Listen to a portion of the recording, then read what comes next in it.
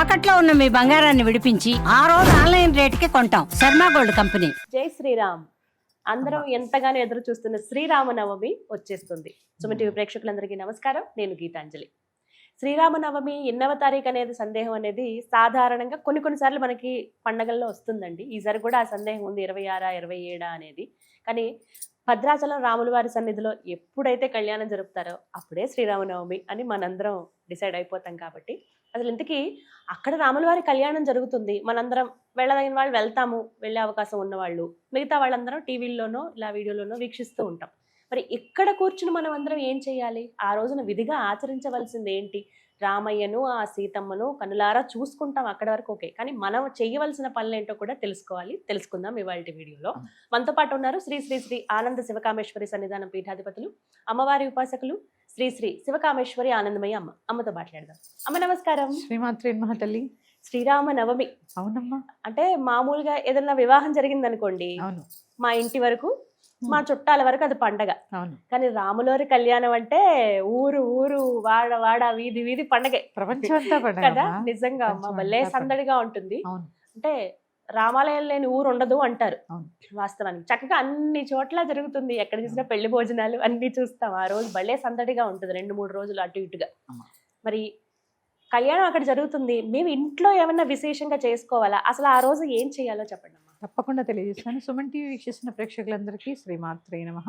జై శ్రీరామ్. జై శ్రీరామ్. చాలా చాలా చాలా చాలా రోజుల తర్వాత కష్టపడి మనం ఫైట్ చేసి చేసి చేసి చేసి అయోధ్యలో బాలరాముడి మందిరం నిర్మించుకుని ఆ రాముడిది అయోధ్య అని మనం ప్రూవ్ చేసాం. ఎస్.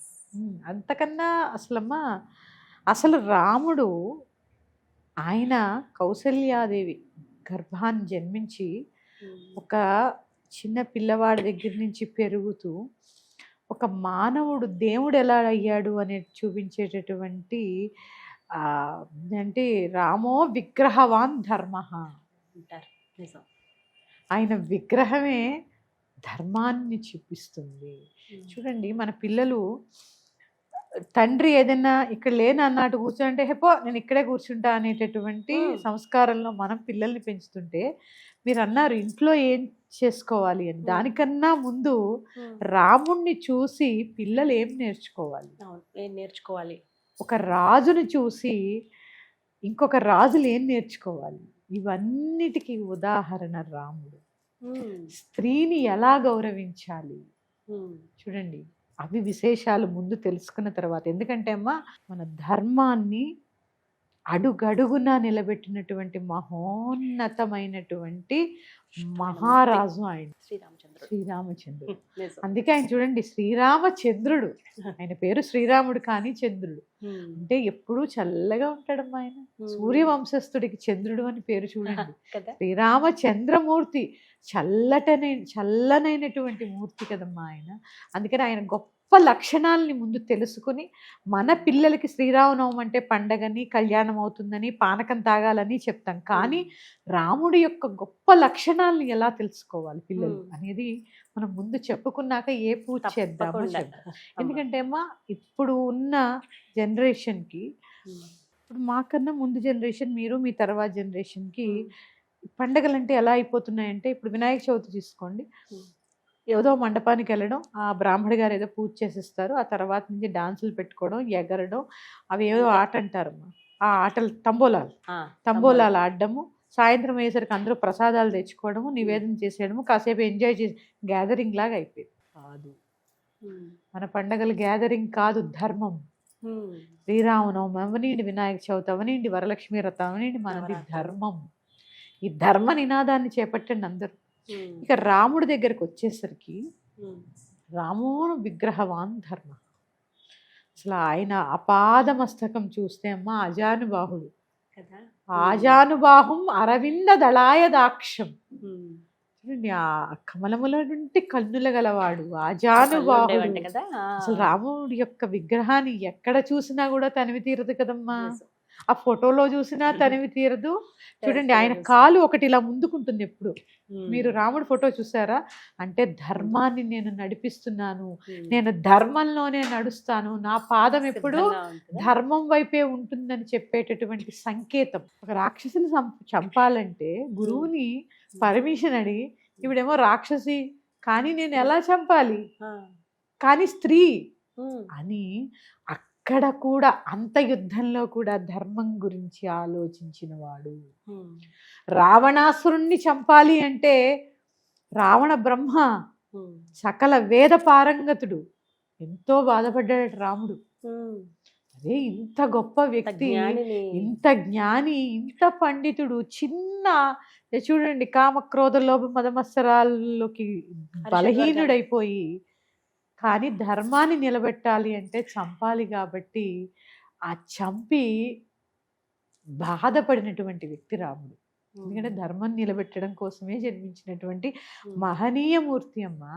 Hmm. చిన్నప్పటి నుంచి చూడండి ఆయనకి చక్కగా విద్యాభ్యాసం అయ్యి వివాహం అయ్యి జానకితోటి వచ్చిన తర్వాత ఆ సుకుమారుడు అతి లావణ్యమయతి అయినటువంటి సీతాదేవిని Hmm. ఆ కైకేయి అడవుల పాలు చేసింది. 14 సంవత్సరాలు Hmm. అయినా కూడా ఎదురు మాట్లాడకుండా వనవాసానికి వెళ్ళినటువంటి గొప్ప వ్యక్తి, Hmm. పితృవాక్య పరిపాలకుడు. పిలిచి నువ్వు ఇవాళ అరణ్యానికి వెళ్ళాలి 14 సంవత్సరాలు అంటే నేను ఎందుకు వెళ్తాను, నాకు ఇవాళ పట్టాభిషేకం, వెళ్ళిపోతే నువ్వు వెళ్ళిపో Hmm. అని చెప్పాడా తండ్రిని. అస్సలు. ఇది కదా పిల్లలు నేర్చుకోవాలి, Hmm. ఇది కదా ధర్మం, Hmm. ఇది కదా మనం మనుగడలో మనం మనం పాటించవలసినటువంటి విషయాలు. Hmm. ఎదురు చెప్పకుండా నార వస్త్రాలు, మహారాజు సుకుమారుడు, ఎంత మంచి అన్నీ. పట్టుపరుపుల మీద పడుకున్నవాడు, Hmm. ఆభరణాలు ధరించినటువంటి వాడు, అలాంటి వాడు ఒక రుద్రాక్షమాల వేసుకుని Hmm. నార వస్త్రాలు ధరించి వెళ్ళిపోతుంటే ఆ అక్కడ రాముడు గొప్పతనం. తర్వాత భార్య అమ్మ అతి సౌందర్యవతి, చిన్న పిల్ల Hmm. వెళ్ళిపోయింది కదా భర్తతో. నేను ఉండను, నా ఆయన ఇప్పుడు మనం ఏం చెప్తాము, కూతురు ఏదైనా ఇబ్బంది పడుతుందని వదిలేసి వచ్చేసాయి. ఒకటే మాట. కానీ జనక మహారాజ్ చెప్పలేదమ్మా. Hmm. ఈయనకి అప్పుడు టెలిఫోన్లు లేవుగా, Hmm. అప్పుడు సెల్ ఫోన్లు లేవు కదా. Hmm. ఈడ బయలుదేరుతోందట. వెళ్ళిపోయిన తర్వాత వనవాసాన్ని బయలుదేరిపోతుంటే మొత్తం రాజ్యం అంతా ఆయన వెనకాల వెళ్ళి ఏడుస్తుంటే ఒక చోట వీళ్ళందరూ ఉన్న తర్వాత దూత ద్వారా జనక మహారాజుకి తెలిసి అక్కడికి వస్తారు. Hmm. సీతాదేవి యొక్క తల్లిదండ్రులు వచ్చి, మనమైతే ఏం చేస్తాం, నీకు ఎందుకు ఈ కష్టాలు, నువ్వు రాణివి పద అంటాం, కానీ భర్త అడుగుజాడల్ని ఎక్కడా వదిలిపెట్టకు అంటే చూడండి, అని. ఒక తల్లిదండ్రులు అమ్మాయికి ఏం చెప్పాలి, Hmm. కష్టమైన నష్టమైన నీ భర్తతోనే, అంతే తప్ప నువ్వు నా కూతురివి, Hmm. జనక మహారాజు పుత్రికవి, నీకేం అవసరం అడవులు పాలవడం, పద అని తీసుకెళ్ళలా. Hmm. అల్లుడిని ఏంటయ్యా మీ నాన్న ఇలా చేశాడు, రా నా రాజ్యానికి అని తీసుకెళ్ళలా. ఒక్కొక్క మూర్తి యొక్క గొప్పతనం, స్వభావం. స్వభావం. తర్వాత అందరికన్నా గొప్పవాడు లక్ష్మణుడు. అన్న అడుగు జాడల్లోనే. అసలు భార్యని వదిలేసి Hmm. అగ్నిసాక్షిగా వివాహం చేసినటువంటి భార్యని ఎందుకంటే తల్లిదండ్రులు కదా అన్నా వదిలిన, Hmm.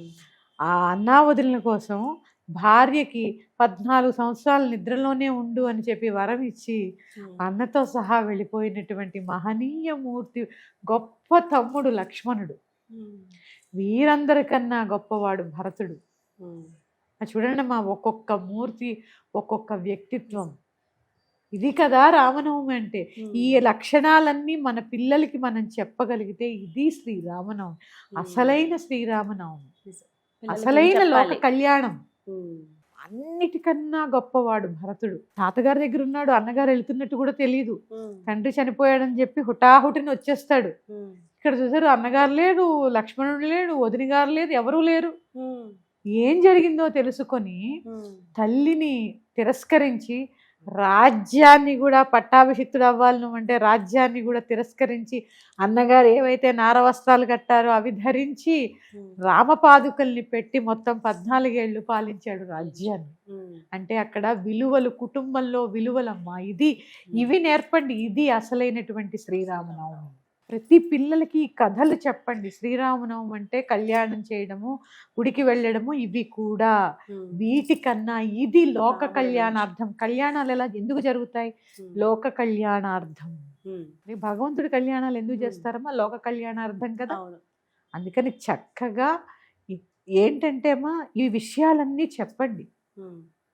రామాయణం ఏంటి, భారతం ఏంటి, అసలు వీళ్ళ గొప్పతనం ఏంటి, రాముడు భగవంతుడు ఎందుకు అయ్యాడు, మనకి ఒక ఉదాహరణ.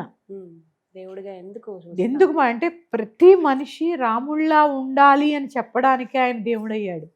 ఇన్నిటికన్నా మించి ఏకపత్ని వ్రతుడు, అసత్యం ఆడనివాడు, గొప్ప రాజు. ఒక ఆఖరికి అమ్మ గర్భం దాల్చినటువంటి భార్యని అడవిలో వదిలేసి రాజ్య పరిపాలన కోసం. అందరూ అనుకుంటారు సీతాదేవిని అడవుల్లో వదిలేసి ఈయన రాజ్యంలో ఉన్నాడు, ఆయన కూడా కింద పడుకునేవారట. ఏకపత్ని వ్రతుడు. అసలు చూడండి,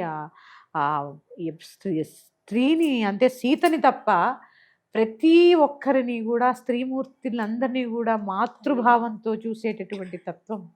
దీనికి ఉదాహరణమా, వివాహం కాకపోతే వ్రతం కాత్యాయని వ్రతం అని చేస్తూ ఉంటారు. ఆ కాత్యాయని వ్రతంలో ఒక కథ ఉంటుంది. రాముడు సీత కనిపించక చాలా ఏడుస్తూ ఉంటాడు. అయితే ఏడుస్తూ ఉంటాడు, శివుడి దగ్గరికి వెళ్ళి భార్య కనిపించట్లేదని బాధ చెప్పుకొని బాధపడుతూ ఉంటాడు. అక్కడ ఈయన బాధపడ్డప్పుడు శివుడు చూసి పైకి వెళ్ళి బాధపడుతూ ఉంటాడు. రాముడు ఇలా ఏడుస్తున్నాడు భార్య కనపడలేదని. రాముడు నాకు తండ్రి, నేను రాముడికి తండ్రిని. చూడండి, అక్కడ రాముడు నాకు తండ్రి, ఇక్కడ శివకేశవ భేదం లేదు. రాముడు నాకు తండ్రి, నేను రాముడికి తండ్రిని. రాముడి బాధ చూడలేకపోతున్నాను నేనని చెప్పి పైకి వెళ్ళి బాధపడతాడు. కైలాసానికి వెళ్ళి బాధపడితే పార్వతీదేవి నమ్మదు. ఒక స్త్రీ, ఒక భార్య కనబడిపోతే ఎవరైనా ఇంత ఏడుస్తారా అని చెప్పి ఏం చేస్తుందంటే, శివుడికి తెలియకుండా కిందకు వచ్చి ఆయనకి చెప్పదు. ఎక్కడికి వెళ్తున్నామంటే ఇప్పుడే వస్తా అని చెప్పి వెళ్తుంది. పరీక్షించడానికి వెళ్తున్నానని చెప్పదు. ఆ రాముడి దగ్గరికి వచ్చి సీతాదేవి వేషంలో వస్తుంది. వస్తే చూడండి, గుర్తుపట్టేస్తాడు రాముల వారు. అమ్మా జనని అని పాదాలు పట్టుకుంటాడు. అప్పుడు ఆవిడ అసలైన రూపాన్ని ధరిస్తే ఈ పక్క నుంచి ఇదంతా కూడా శివుడు చూస్తాడు. చూసి పైకి వెళ్ళిపోయిన తర్వాత అడుగుతాడు, ఎక్కడికి వెళ్ళావు అంటే ఆవిడ ఈ విషయం చెప్పకుండా రాముడిని పరీక్షించడానికి వెళ్ళొచ్చానని మాత్రమే చెప్తారు. అప్పుడు నా తల్లి అయినటువంటి సీతాదేవి రూపాన్ని దాల్చావు, నువ్వు నాకు తల్లితో సమానం అంటారు శివుడు అమ్మవారు. అప్పుడే ఈ సతీదేవి దక్షయజ్ఞంలో దహనం అయిపోయినటువంటి కారణం అదే. ఇక శివుడు వద్దన్న శరీరం నాకు వద్దు, నేను అర్ధాంగిగా ఉండలేని శరీరం నాకు వద్దు అని ఆ దక్షుడి బుర్రలో శివుణ్ణి పిలవకుండా యజ్ఞం చెయ్యాలనే మహామాయా స్వరూపిణి కదా ఆలోచన పుట్టించి ఆ యజ్ఞవాటికలో దూకి దాని శరీరం మొత్తం కూడా దహనం అయిపోయేలాగా చేసి ఇంతటి వృత్తాంతం ఉంది. అమ్మ ఇవి చెప్తున్నాను అంటే అక్కడ చూడండి, ప్రతి స్త్రీని కూడా నాకు నా భార్య తప్ప ప్రతి స్త్రీ తల్లిగానే కనిపిస్తుంది, ఏ స్వరూపంతో ఉందో ఆ స్వరూపంతోనే కనిపిస్తుంది అని చెప్పి పాదాలు పట్టుకున్నటువంటి మహానుభావుడు. అంటే ఈ విలువలు చూడండి అమ్మా, ఇక్కడ ప్రతి వృత్తాంతం వెనుక ఒక విలువ మనకి చెప్పుకోవడానికి ఒక వృత్తాంతంలా అనిపిస్తుంది. కానీ ఆ యొక్క మూర్తుల యొక్క గొప్పతనం ఇది పిల్లలకి చెప్పండి. ఎందుకంటే మీరు తెలుసుకుంటేనే మీ పిల్లలకి చెప్పగలరు. ఇది ఇప్పుడు సమాజానికి చాలా అవసరం అమ్మా, చాలా అవసరం. అందుకని ఇది చెప్పండి. ఇక శ్రీరామనవమి రోజు ఏం చేయాలి? శ్రీరామనవమి అంటే అందరికీ సెలవు ఉంటుంది, అందరిలో కళ్యాణాలు చేసుకోలేరు కాబట్టి దేవాలయాలకు వెళ్తూ ఉంటారు. దేవాలయాలు కూడా వెళ్ళలేని వాళ్ళు, అవకాశం లేని వాళ్ళు దేవాలయానికి వెళ్ళినా కూడా ఇంట్లో చక్కగా ప్రతి ఇంట్లో మనం ఏ ఫోటోలు పెట్టుకోవాలి అని ఫోటో ఉండాలి ఖచ్చితంగా అన్నారు. ఆ ఫోటో ఉంటుంది కదా, చక్కగా పెట్టుకుని రాముల వారికి షోడశ ఉపచార పూజ చేసి అష్టోత్తర శతనామావళి చేసి పానకం, వడపప్పు, రకరకాలైనటువంటి, ఎప్పుడు పిండి వంటలు చేయొద్దంటాను కానీ చెయ్యండి. ఇది లోక కళ్యాణార్థం జరుగుతున్నటువంటి కార్యక్రమం, లోక కళ్యాణార్థం జరిగేటటువంటి కళ్యాణం. చదువుకొని శ్రీరామ రామ రామేతి రమే రామే మనోరమే సహస్రనామ తత్తుల్యం రామ నామ వరానని అమ్మ ఈ శ్లోకం మొత్తం 1000 అక్షరాలు. అవి ఎలాగా అనేది నేను ఇంకో సందర్భంలో చెప్తాను. ఆ తప్పకుండా అమ్మా. స్త్రీలో ఎన్ని ఉన్నాయి, రాలో ఎన్ని ఉన్నాయి, ఇవన్నీ మొత్తం కలిపితే 1000. ఆ, మొత్తం ఈ శ్లోకం చదివితే 1000 విష్ణు సహస్రనామ పారాయణ చేసినటువంటి ఫలితం కలుగుతుంది. ఓ. అందుకని ఎంత వీలైతే అంత శబ్దాన్ని, రామ శబ్దాన్ని చక్కగా మీరు పారాయణ చేయండి, జపం చేయండి, ఏదైనా అనుకోండి, ధ్యానం చేయండి. ఉమ్. పూజ గదిలో చక్కగా పసుపుతోటి కుంకుమ కలిపి శ్రీరామ జయం అని రాసుకోండి. ఉహు. శ్రీరామ జయం. ఎంత జయంగా ఉంటుందమ్మా, చాలా జయంగా ఉంటుంది. ఉమ్. అన్నిటినీ ఇస్తాడు. పిల్లలకి ముందు మన ధర్మాన్ని చెప్పి చక్కగా ఇలాంటి పాటించండి. పానకము, వడపప్పు. పానకం తెలుసు, శ్రీరామనవమికి అవును, అందరూ ఎలాగో పానకం పెడతాం, అవును, ఇస్తారని. అప్పటి నుంచి. ఇంకా ఈ రోజమ్మా మనకి ఎప్పుడైనా కూడా మన ధర్మంలో దానం చాలా గొప్పది కదా. అవును. ఈ ఎండాకాలం కదా, ఉమ్. చెప్పులు, మజ్జిగ, ఉమ్. విసిన కర్రలు ఇప్పుడు దొరకట్లేదు అనుకోండి, చెప్పులు, ఎండక్క పాపం చెప్పులు లేని వాళ్ళు ఉంటారు, వాళ్ళకి మజ్జిగ ఉమ్. ఇలాంటివి దానం దానం చేయండి. ఆ ఇవ్వాలమ్మా. రోజు చాలా పెడతారు విశేషం. చక్కగా. అంటే ఊర్లలో ఇప్పుడు కమ్యూనిటీస్ లో కూడా చక్కగా కళ్యాణం చేస్తున్నప్పుడు అమ్మా. అక్కడ అవి జరుగుతూ ఉంటాయి. ఇంకొక పక్కన ఇలాగా చేస్తూ ఈ ఉంటారు. సర్వీస్, ఈ సేవ చేస్తూ ఉంటారు కదమ్మా. అవును, మజ్జిగ దానం చెయ్యండి. చేస్తారు, చాలా విశేషం, రసం, చాలా విశేషం. పానకం ఇస్తూ అవును. ఉంటారు ఇట్లా. అవును. ఈ ఇంకా ఎండాకాలం ప్రారంభం అవుతుంది కాబట్టి అందరికి దాదాపుగా. మజ్జిగ ఇవ్వడం. సో చెప్పులు లేని వాళ్ళకి చెప్పులు దానం చేయండి అమ్మా. ఏమన్నా గ్రహ దోషాలు చిన్న చిన్న ఉంటే తగ్గిపోతాయి. పోతాయి. చిన్న పిల్లలు ఉంటే స్వీట్స్ పంచండి. ఉమ్. ఇలాంటి ముఖ్య దినాల్లో, ఎందుకంటే అమ్మ స్వామి కళ్యాణం గురువారం జరిగిందట అభిజిత్ లగ్నంలో. ఆ గురుబలం దక్కి చాలా ఈ గ్రహదోషాలు సమస్యలు తీరాలంటే ఉమ్. చిన్నపిల్లలకట చాక్లెట్లు, స్వీట్స్ పంచుతూ ఉంటే ఉమ్. చాలా మన అనుకూలంగా ఉంటుందండి. ఇవన్నీ చిన్న చిన్న పరిహారాలు, ఆ. చాలా తేలిగ్గా ఉన్న పరిహారాలు. అవును. చక్కగా చేసుకోండి, భక్తిగా ఉండండి, మంచి మంచి విషయాలు మీ పిల్లలకి చెప్పండి. తప్పకుండా మరీ అమ్మా. మరి యొక్క ముఖ్యమైన అంశంతో మీ ముందుకు వస్తాను. శ్రీమాత్రే నమః. చాలా చక్కగా వివరించారమ్మా. ధన్యవాదాలు. శ్రీమాత్రే నమః.